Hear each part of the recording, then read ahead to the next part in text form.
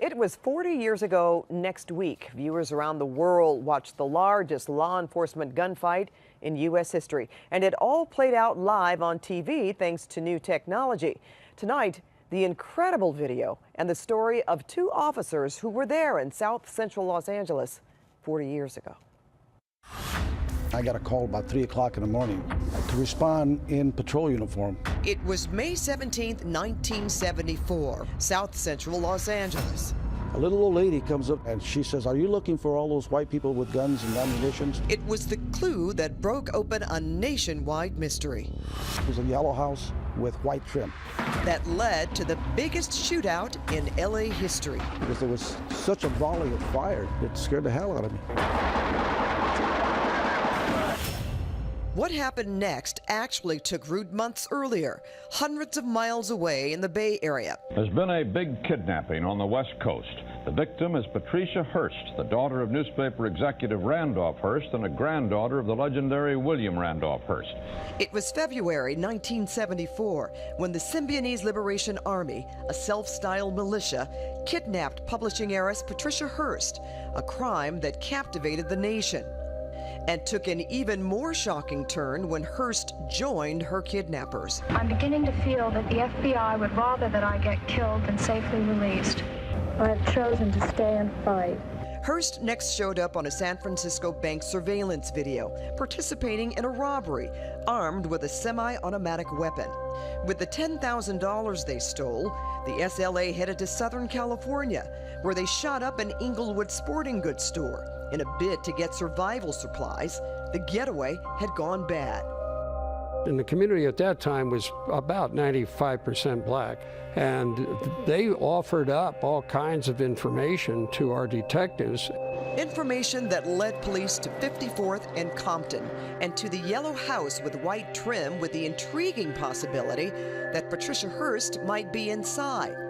Al Preciado and Ron McCarthy, retired LAPD colleagues, directed the on-scene SWAT response that day 40 years ago. You can see Preciado at the base of the front steps, close enough to hear the SLA leader talking inside. I could hear CQ giving orders to his people, a lot of profanity, saying that we're not going to give up. There was about 26 commands given to them to surrender. The lieutenant fired several rounds. They opened up with gunfire that was unprecedented in Los Angeles police history. I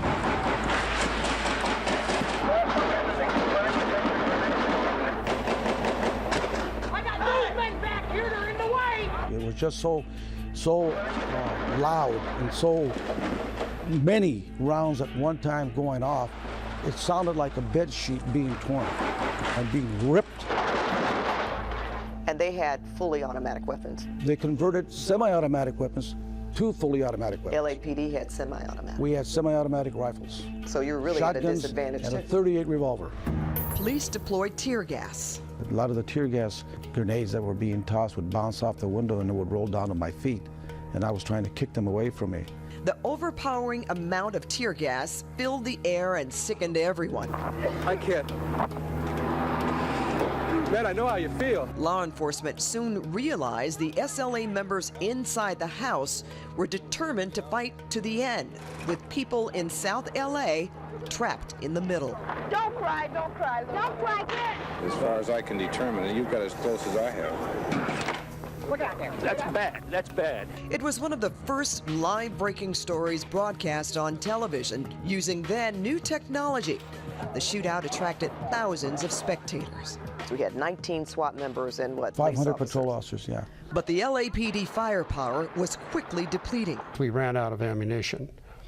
And so you ran out of ammunition? Oh, yes. I ran out of ammunition in 5 minutes. Oh, my. I think Albert fired more rounds than anybody, and I think he had 594 rounds. Law enforcement decided to throw more tear gas into the house, which touched off the large amount of ammunition inside. Chemical agent smoke is white. When we put the chemical agents in the back, black smoke came out. Fire erupts. Police were surprised to receive return fire even as the house erupted in flames. They had 35 millimeter film cans with C4 fused, and they threw those out because we'd hear Boom. The chopper is overhead observing the fire is raging. Eventually, the house was engulfed in flames. The obvious conclusion is that the Los Angeles police have indeed found the nesting place of the Symbionese Liberation Army, and there's not much left of it now. There's not much left of it now, Bob. When did you know then that it was done? The house was collapsing on itself. Okay. The standoff lasted 2 hours. 6 SLA members died. Police estimate that over 9,000 rounds were fired by the police and the SLA. In the charred remains of the home, law enforcement found rifles, pistols, and shotguns, but no Patricia Hearst. Hearst was not in the house during the shootout. She was eventually captured 16 months later, hiding out in Northern California. She'd served 2 years in prison for her role in the SLA. 4 decades later, it's a moment etched into LA history.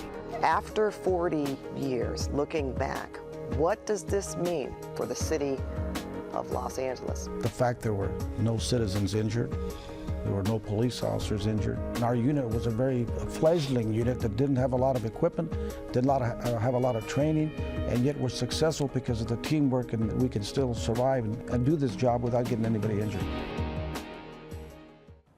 As a result of this high-profile incident, law enforcement agencies around the world started to form and model their special weapons and tactical teams after the original LAPD SWAT unit. I like the fact that you said, when he said what we can take away from it is the fact that no one was injured. Absolutely. Citizens weren't injured, no police officers were injured. Very proud of that fact. Yeah. And you're talking about, what, the rounds of ammunition was just unbelievable, mind-boggling. Where it happened, we went back.